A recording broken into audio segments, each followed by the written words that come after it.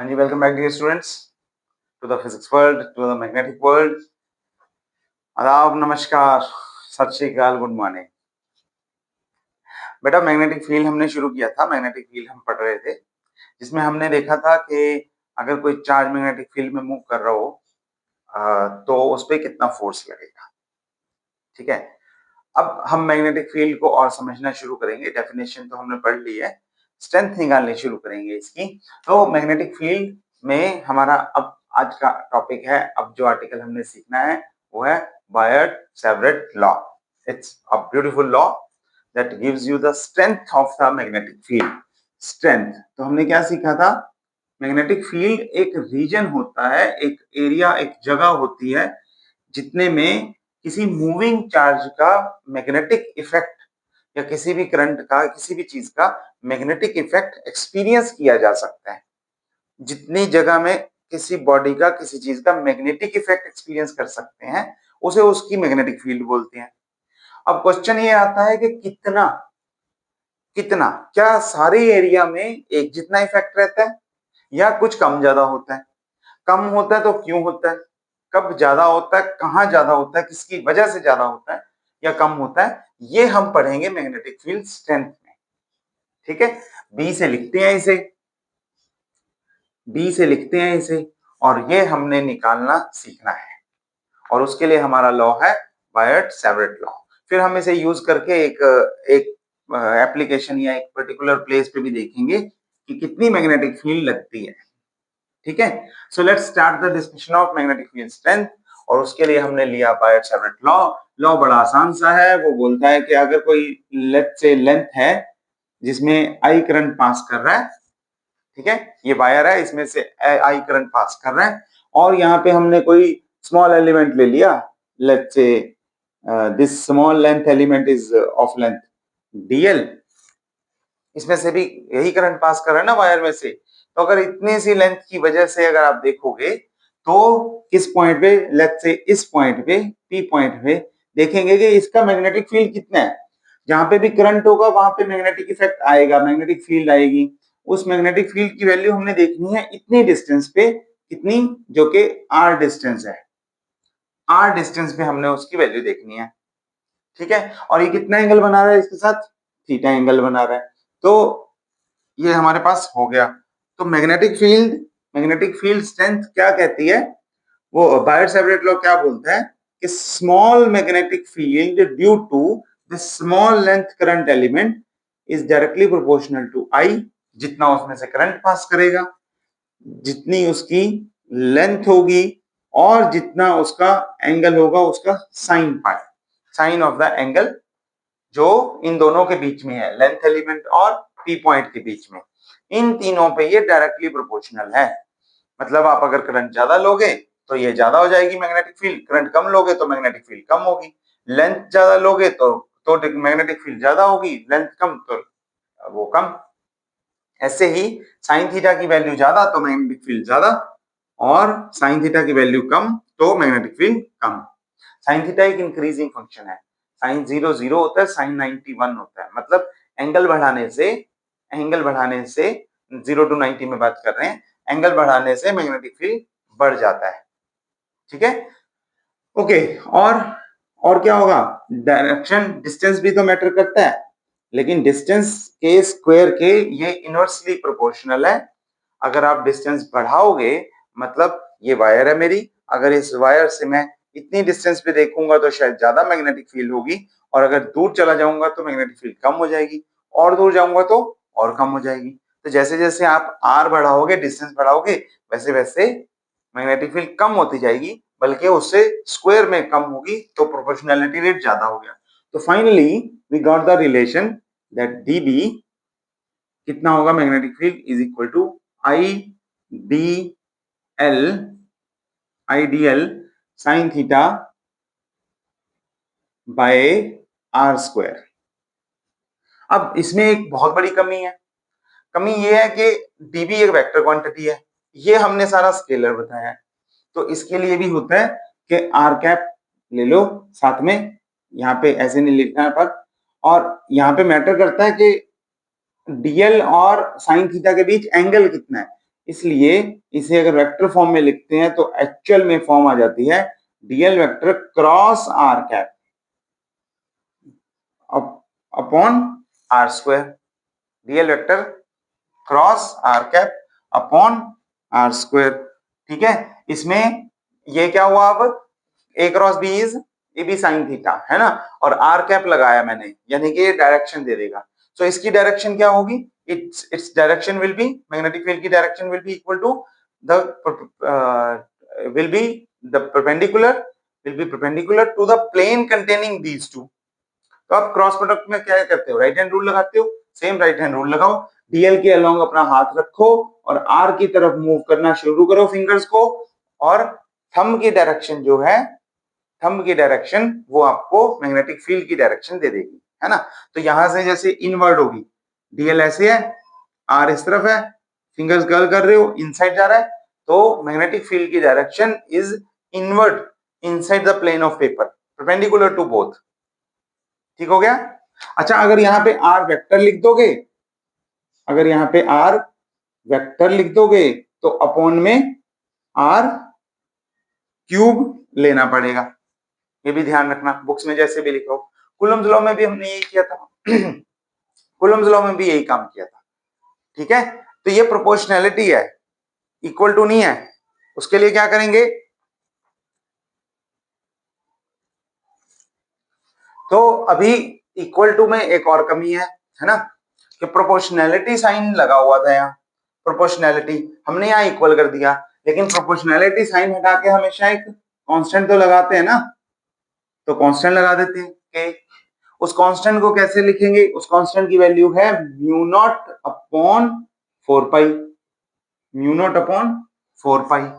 ठीक है, और अगर आप निकालोगे तो 10⁻⁻7 होती है, म्यू नॉट की वैल्यू 4 पाई इंटू 10⁻⁻7 होती है, यूनिट्स आपको पता है, तो यहाँ पे पूरा फॉर्मूला बन जाएगा mu not upon 4 pi I d l cross r divided by are cube divided by are cube. ठीक हो गया, this is the value of magnetic field. थोड़ी सी निकाल लो छोटे से करंट एलिमेंट की वजह से, और फिर टोटल निकालने के लिए टोटल इंटीग्रेट कर देना, यही काम है। ठीक है, अच्छा एक चीज और मैं इसमें ऐड कर दूं, हमने इलेक्ट्रिक फील्ड निकाली थी, उसमें कूलम्स लॉ लिखा था, right, Coulomb's law, Coulomb's law लिखा था, तो उसमें जो है, मैं आपको मेन मेन चीजें बताता हूं, कि जब हम इलेक्ट्रिक फील्ड से मैग्नेटिक फील्ड की तरफ जाएंगे, इलेक्ट्रिक फील्ड से मैग्नेटिक फील्ड की तरफ जाएंगे, तो मेनली वन जो कांस्टेंट है उसकी बात करूं, तो वहां पे कांस्टेंट होता है 1/एप्सिलॉन नॉट, और यहाँ पे होता है म्यू नॉट, वो ऊपर है वो ये नीचे, ये ऊपर है ये नीचे है। ठीक है, कंप्लीट कांस्टेंट यहाँ पे लिखते हो 1/4 पाई एप्सिलॉन नॉट, 4 पाई में तो कोई चेंज नहीं है, लेकिन ऊपर वाला एप्सिलॉन नॉट नीचे रहता है मोस्टली, म्यू नॉट ऊपर रहता है, इनवर्स में चलते हैं ये। ठीक, तो एक चेंज तो ये करना होगा आपको कांस्टेंट में, और जनरली स्टैटिक चार्ज की वजह से इलेक्ट्रिक फील्ड होती है, तो इलेक्ट्रिक फील्ड में चार्जेस की बात होगी, और क्योंकि मूविंग चार्ज की वजह से, यानी कि फ्लो ऑफ चार्ज, यानी कि करंट, करंट की वजह से मैग्नेटिक फील्ड की बात होती है, तो हमेशा इसमें मैग्नेटिक फील्ड में फॉर्मूला आएगा। बाकी सिमेट्रिकल सा दिखेगा आपको, बाकी सब कुछ इसमें सिमेट्रिकल सा दिखेगा, कि इस तरह से ये चीजें बदल जाती हैं, एक फॉर्म इसमें है एक फॉर्म उसमें है। तो फाइनली हमारे पास फॉर्मूला आ गया mu naught by 4 pi ideal sine theta ideal cross R by are cube. This is the formula for Biot Savart's law. ठीक है, अब इसे अप्लाई करके, इसे यूज करके हम क्या करेंगे, हम अलग अलग केसेस में मैग्नेटिक फील्ड निकाल के देखेंगे यूजिंग बायट-सैवर्ट लॉ। जैसे पिछली बार किया था, इलेक्ट्रिक फील्ड निकाली थी यूजिंग कूलम्स लॉ, है ना। उसके बाद क्या किया था, उसके बाद किया था कि कूलम्स लॉ से निकालना बड़ा मुश्किल है, कूलम लॉ से निकालना बड़ा मुश्किल है, लेंथी जाता है प्रोसेस, तो हमने लिया गॉस लॉ, गॉस लॉ, और उससे थोड़ा सा काम आसान हो गया, है ना। यहां पे भी ऐसे ही चलेगा काम, कि मैग्नेटिक फील्ड बायट-सैवर्ट लॉ से निकालना मुश्किल होगा, हम फिर नया लॉ आएगा एक एम्पियर्स लॉ, हम उससे मैग्नेटिक फील्ड निकाल लेंगे।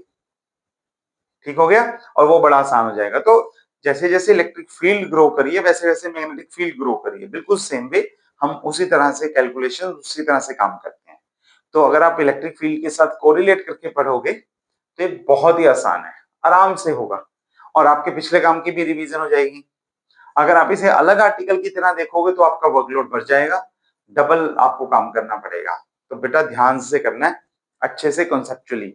जो लॉजिक पहले लगाए थे वही लॉजिक एक बार फिर लगाने हैं, ठीक है? तो ट्राई करते हैं। तो हम लेते हैं मैग्नेटिक फील्ड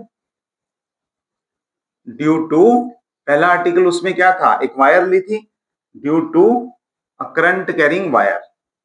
आप चाहे उसे इनफाइनाइटली लॉन्ग ले लो, पहला आर्टिकल उसमें भी यही था, करंट कैरिंग वायर। कंडक्टर लेते हैं हम, वायर ले ली, ठीक है? तो ये होगी हमारी करंट कैरिंग वायर, जिसमें करंट जो है वो आई करंट फ्लो कर रहा है पूरी वायर में, ठीक है?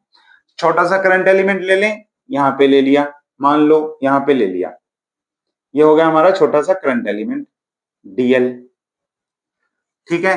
पी पॉइंट लें, ये लो, यहां पे निकालना है, लेट अस अज्यूम यहां पे निकालना है पी पॉइंट, और ये कितनी डिस्टेंस पे है, देखो नीचे इसके साथ लेनी है, ये आर डिस्टेंस है, इसे स्मॉल आर ले लेते हैं, इसे हम एक्स मान लेते हैं, this is the perpendicular distance, उस पॉइंट से सीधी लाइन मिनिमम, ये वायर से कितना डिस्टेंस है, इस पॉइंट को मैं मान लेता हूं एल, लेट्स से मैंने एल मान लिया, और ये लेंथ जो है, ये लेंथ, इस पॉइंट को ए मान लेता हूं, ए मान लेते हैं, और ये लेंथ जो है एल, इसको मान लेंगे स्मॉल एल, और ये पॉइंट क्या है, ये पॉइंट लेट्स से ओ है, ठीक है? नाम ही दिया बस, और कुछ नहीं किया। और ये एंगल थीटा लेंगे, और ये एंगल भी ले लेता हूं मैं, इसे फाई नाम दे देता हूं।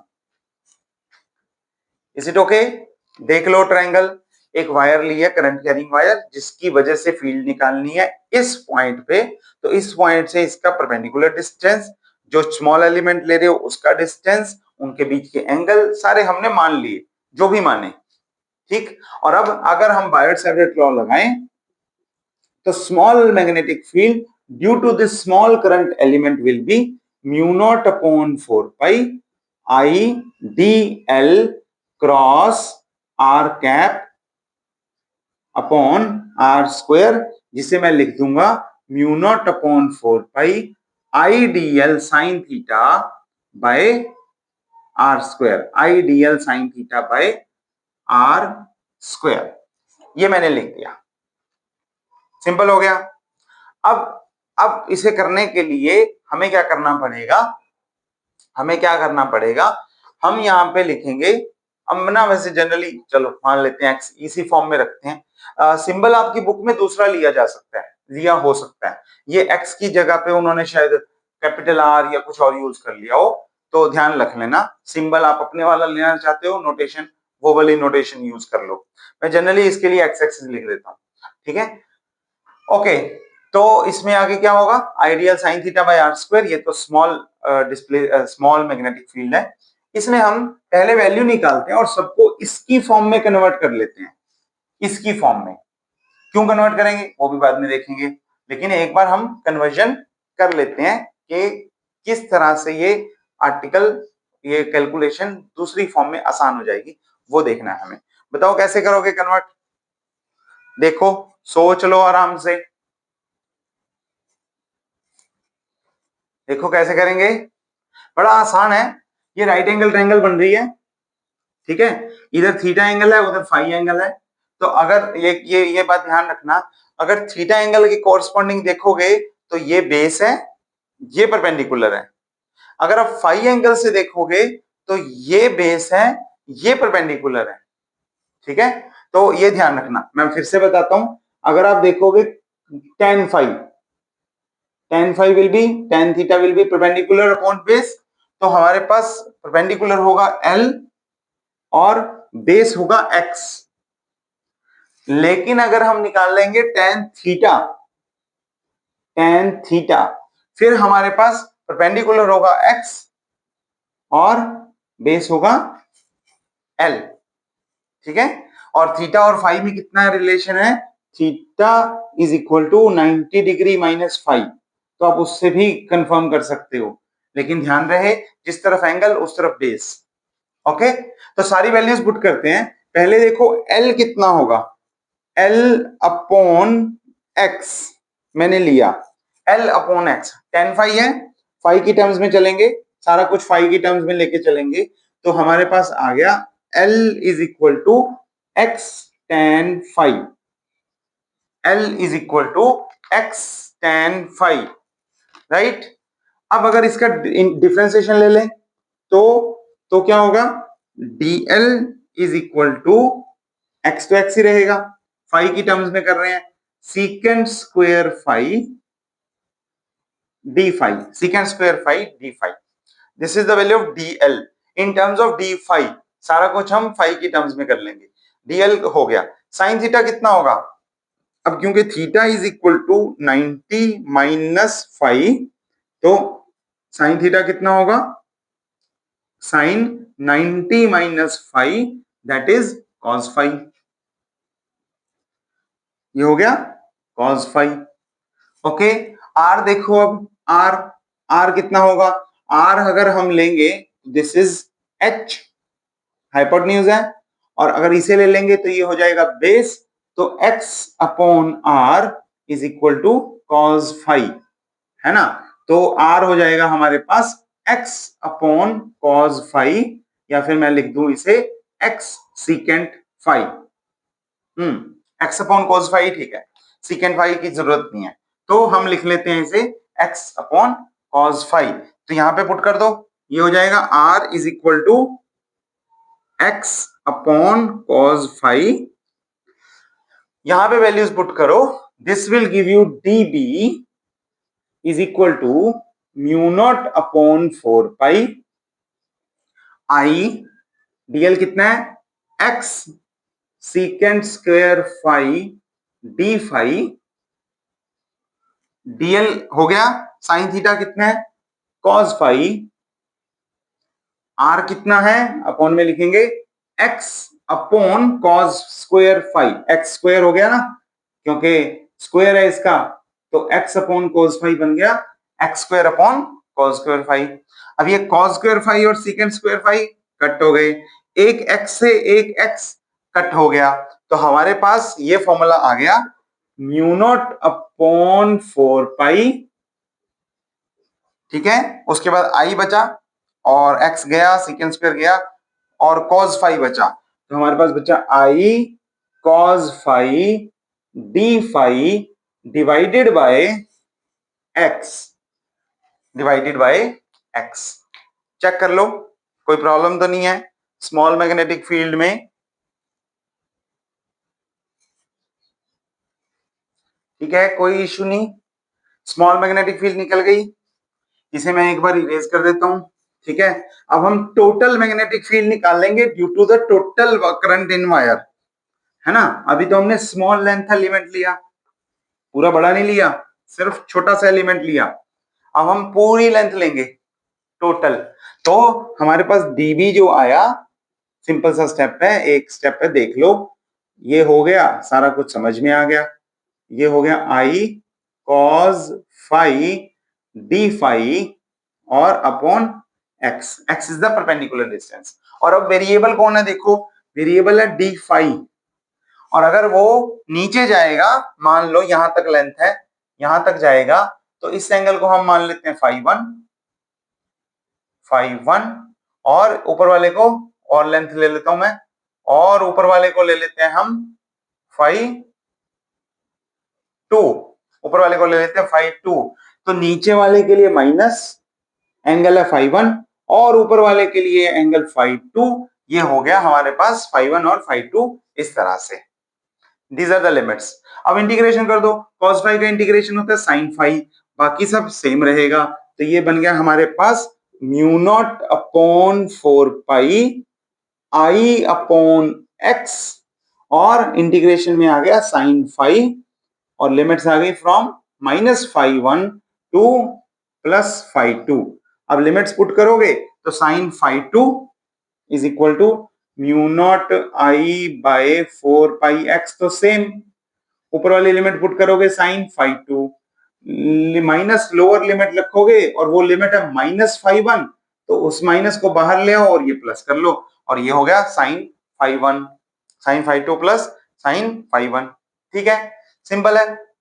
और टोटल ये हमारा रिजल्ट आ गया कि अगर आपकी लेंथ जो है वो जितनी भी है वो टॉप पॉइंट्स पे जो लेंथ देख लो, एंगल देख लो पी पॉइंट से, और उसके हिसाब से आंसर निकाल लो।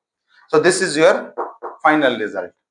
और इसमें अगर हम एक चेंज करें कि let us take L to be infinite, मतलब इस वायर को हमने इनफाइनाइटली लॉन्ग ले लिया, इनफाइनाइटली लॉन्ग, तब क्या होगा, तब दोनों तरफ से एंगल देखो जीरो था यहाँ पे, ऐसे करेंगे बढ़ेगा बढ़ेगा बढ़ेगा बढ़ेगा, मैक्सिमम कितना जा सकता है, मैक्सिमम ये जा सकता है 90 डिग्री।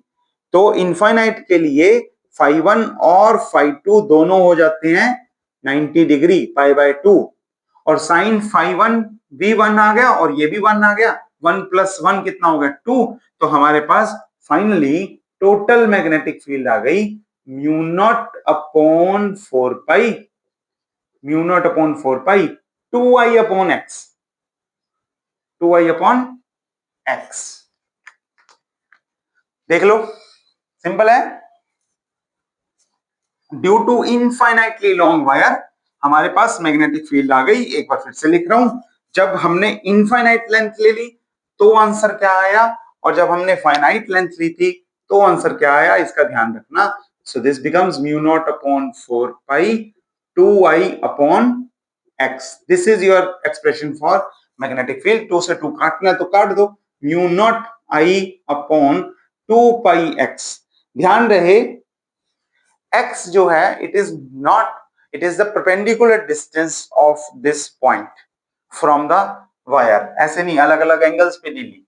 ठीक है, तो इसे r भी लिख सकते हैं हम, इसे अगर कैपिटल R ले लेंगे तो आपको r इज द डिस्टेंस से ज्यादा क्लियर रहता है, तो इसे चाहे r ले लेना, जो भी बुक में आपकी नोटेशन दी हो वो भी चूज कर सकते हो। मैंने इसलिए r नहीं ली ताकि आप छोटा r बड़ा r में कंफ्यूज ना करो, small r capital R small r capital R याद रखना मुश्किल है, r या x याद रखना आसान है, तो मैंने नहीं लिया।